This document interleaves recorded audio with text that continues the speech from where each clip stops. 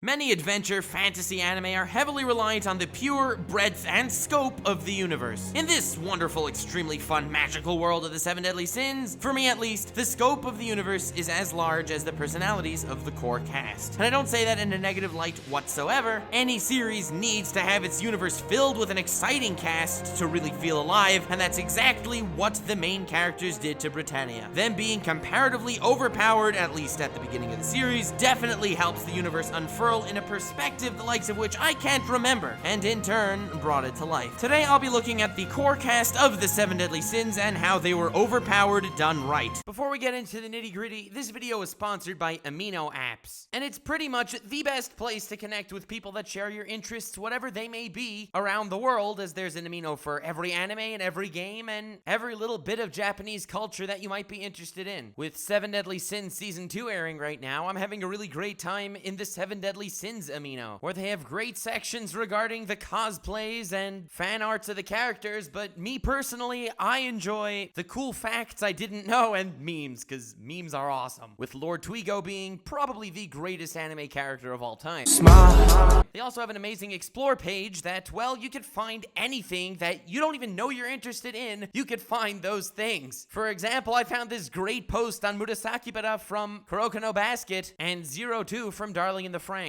As I've mentioned, it's not only anime, and you could find anything you want on Persona or Fire Emblem, and even learn Japanese. In all, if you're a fan of this stuff, I highly recommend Amino, especially the Seven Deadly Sins Amino, because unlike most social platforms, they actually really care about what you want. Link in the description. On with the video. This is my fourth entry to the Overpowered analysis series. I'm pleasantly surprised by how much you guys seem to be enjoying this series. No one's ever done something like this on YouTube before, and I was a bit worried, especially since most people, at least at first glance, take the word overpowered to have a negative connotation. But thanks for the support, guys. 4 episodes means it's gonna be a playlist on my homepage. We made it a thing. Feel free to subscribe for more of this stuff, but meanwhile, let's get down to business. My last episode zeroed in on Meliodas as an overpowered protagonist, and on how that affected the straightforward journey and narrative development aside from just being a badass character. But today, let's take a peek on how an entire cast who is initially overpowered, yet not redundant in the slightest, as I've kind of explained in my last video, so I won't really be covering that majorly here, but how they shape the world and story to become one of the most interactive and fun anime I've seen in recent years. Our first addition to the Sins is Diane the Giant. If you think about it, every single individual member of the Sins is from a different race, yet the only one that stands out drastically to be a non-human is Diane, which makes her first entry all the more prominent to the team. Her tremendous strength is plain to see, but here's where the Sins start bringing the world to life, with her former interactions with the captain being a major crush, which added a dynamic to the relationship between Meliodas, Diane, and Elizabeth immediately. And she also expands the world to welcome more than one race. Until this point, the world could possibly perceived as only humans that possessed slight magical powers. We didn't know anymore. Diane introduced this world to lore in an extremely straightforward, non-abrasive fashion. The next Sin introduced was Ban, and what a whopper of a personality on that one. Introduced as an immortal with masochistic personality traits that do not go hand in hand with his immortality, but remain as just that, personality. And the way he treats that part of himself seems more like he's doing it to annoy whoever's trying to kill him more than he enjoys the actual pain. As a character, I immediately loved and still love Ban. The charisma on this bastard puts him as one of my favorite anime support characters of all time, and it's double as effective by the underlying sadness in his eyes whenever he isn't focused on any single task. The implication is, the pleasure he takes from this masochism is there to somewhat mask the pain he's eternally burdened with. His initially overpowered nature stems from his immortality, which is yet to be explained, but it is definitely a twist from the norm. His awesome power, coupled with what seems to be a superficial personality, is the type of character traits normally shown in a villain, yet Ban breaks the mold as a fun-loving, semi-moral member of the Seven Deadly Sins. I want to see this guy overpower and overbear against his opponents, and even so, this series isn't quaint enough to make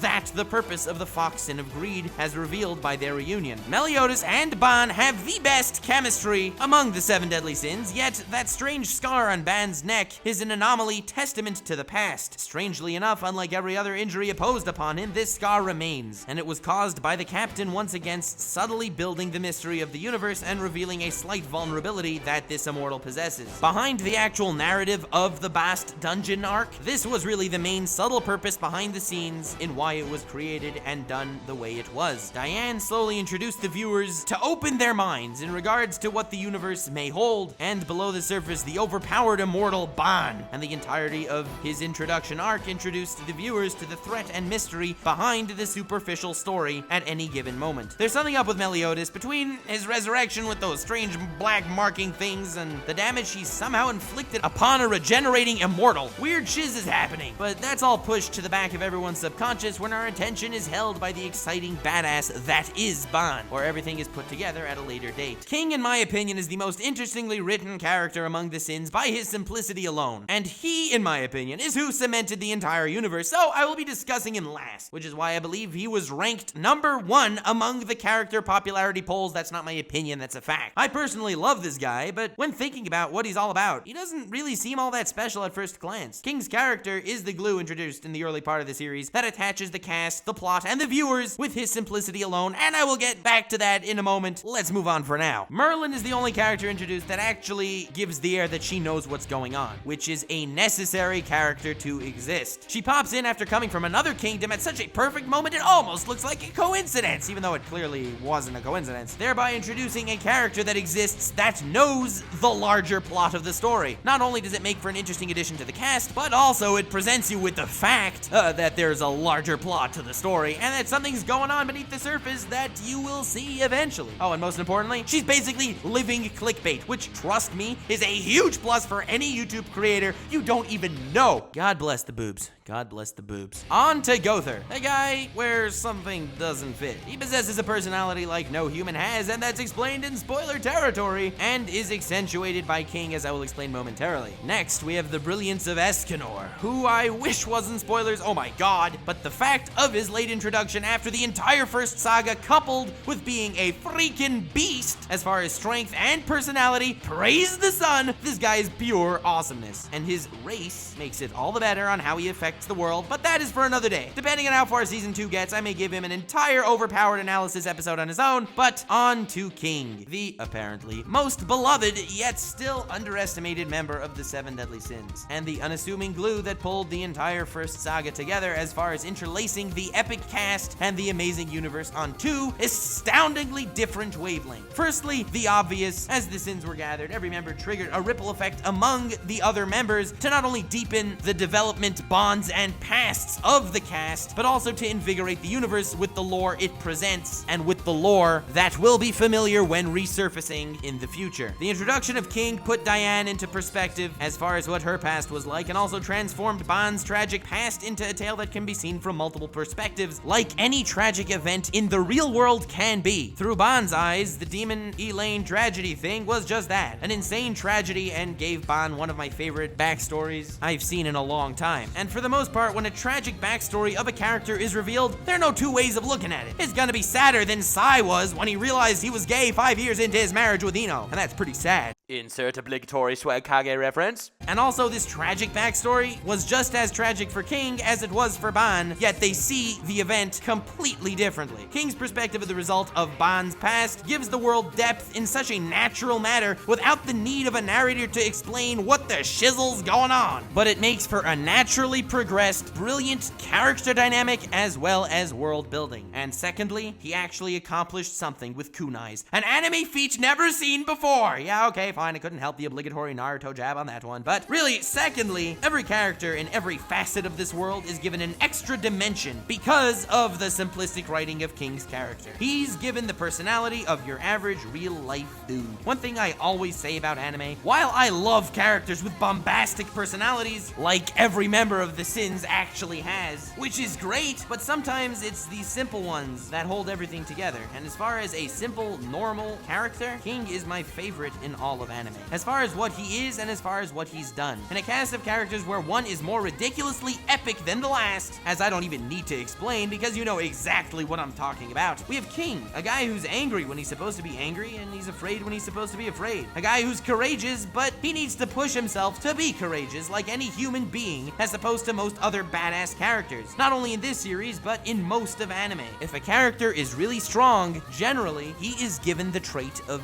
no fear. Unless they're a protagonist. protagonist. That gives them grounds to be a total pussy for at least 1/3 of the anime. King possesses a humanity not in the literal sense, but in the sense that the rest of the entire series lacks. And don't for a second think that I'm saying this as a negative to the greater series. I'm saying this as pure positive character writing of King. We need a character with the strengths and weaknesses of average humanity to put every other borderline demigod level character into perspective. Without King, we don't have a baseline to judge everyone else's normalcy, because in a world where everyone's insane, that insane becomes the new normal. King shifts the entire narrative from a really exhilarating, fun, badass, epic show that we're watching to a really exhilarating, fun, badass, epic show that we're experiencing. Everything about him drops you in the shoes of the Fairy King, whether it's his trip with Ban in the beginning of season 2 to his ravaged homeland, the forest that he expects to be a pile of ash, or whether it's his awkward crush with Diane, or his tragic past with his best friend Hellbram. He's the only member of the Sins that can be in an awkward situation just by his personality and setup alone. Even as far as the Holy Knights go that we've met, I can't really see any of them as people like I can with King. He's the necessary, initially overpowered character with a familiar feeling, relatable, comfortable personality that puts the rest of his world comparatively in check for the viewers. He's the type of guy anyone wants around in their actual circle of friends. Every single member of the Sins is written in a way where their immense strength is played out logically and rationally, where not a single one of their personalities are, he's overpowered, like you unfortunately see far too often. They're thought out individual characters that build one upon the other to craft the story and world of the 7 deadly sins. That's how any cast should be written, but especially that's how a developed overpowered cast must be written. The series has its flaws, and I sarcastically poked fun at them in my honest descriptions of every arc of season 1, but the character writing really isn't one of these flaws. And at least for me, that's what shoulders the brunt of my love for one of the most exhilaratingly fun anime I've ever seen, despite its slight weaknesses in other areas. Thank you so much for watching. I hope you enjoyed. If you haven't seen my overpowered analysis on Meliodas, which touches upon entirely different topics from what I've talked about here, being that I'm not a fan of repeating my shiz, and now he's like the best overpowered protagonist since, I don't know, like Alucard from Hellsing Ultimate, maybe. Didn't think that one through enough, but anyway, link in the description and at the end of the video, as well as my honest descriptions on every arc of season 1, which is a video I'm really proud of despite not getting a lot of views thanks to YouTube taking down the first version and therefore killing the watch time. But because of the support I got from all you guys, I am super proud of this community we're building, you know, us weirdos, pardon me, mavericks. I think you guys are awesome. Everyone's invited, of course. Feel free to subscribe for more analysis and satire. I know it's a weird combination. People have been telling me to only pick one of the two, but I'm enjoying this odd conglomerate of stuff, and if you guys are anywhere as weird as I am, then you probably do also, I hope. As I've mentioned, I freaking love the community we've built around it. Feel free to follow me on Twitter, link to that in the description, as well as support me via PayPal. That will be a big help, link to that in the description too. If any of you would like to help me edit videos, feel free to shoot me an email, nuxtaku@gmail.com. I can really use hiring an extra hand. I try to reply to early comments, so feel free to hit that bell. I legit love every single one of you nuxists out there that decided to stick around. Stay weird, fam.